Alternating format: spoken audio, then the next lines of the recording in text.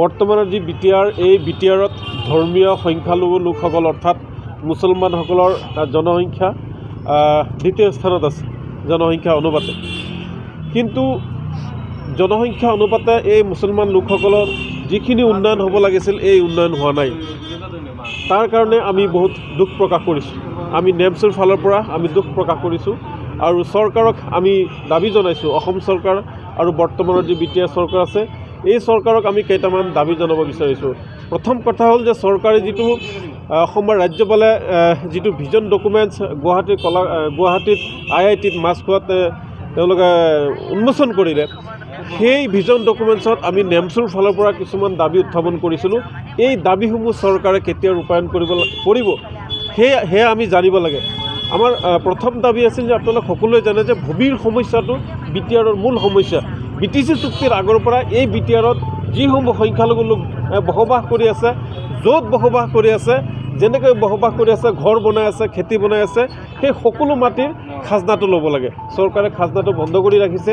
কিহৰ কাৰণে বন্ধ কৰি ৰাখিছে?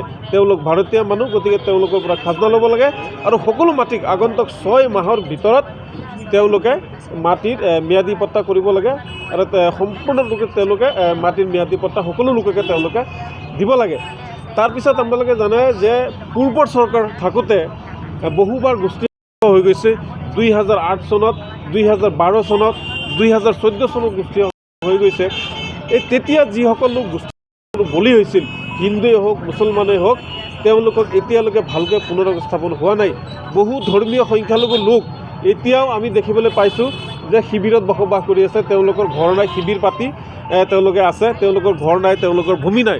গতিকে সেইসকল গৃহহীনক গৃহ দিব লাগে, ভূমিহীনক ভূমি দিবলৈ আমি নেমচৰ ফালৰ পৰা চৰকাৰক দাবী জনাইছোঁ।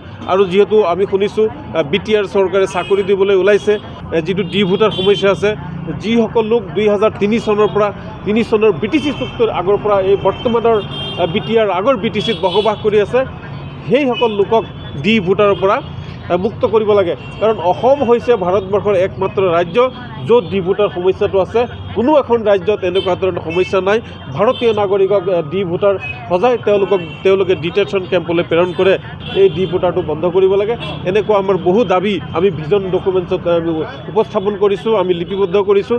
ভূমিৰ সমস্যাটো সমাধান হ'ব লাগে, গোষ্ঠীসংঘক পুনৰ সংস্থাপন দিব লাগে আৰু যোগ্যতা অনুযায়ী সংখ্যালঘু লোকসকলক চাকৰি দিয়াৰ কাৰণে আমি দাবী জনাইছোঁ। আৰু এটা কথা আছে, আপুনি য'তে দেখিব সংখ্যালঘু লোক বসবাস কৰি আছে, সেই অঞ্চলসমূহৰ ৰাস্তা ঘাট বেয়া, কালভাৰ্ট নাই, দলং নাই। গতিকে সেইসমূহ অঞ্চলত ৰাস্তা ঘাট, দলং, কালভাৰ্ট নিৰ্মাণ কৰিব লাগে।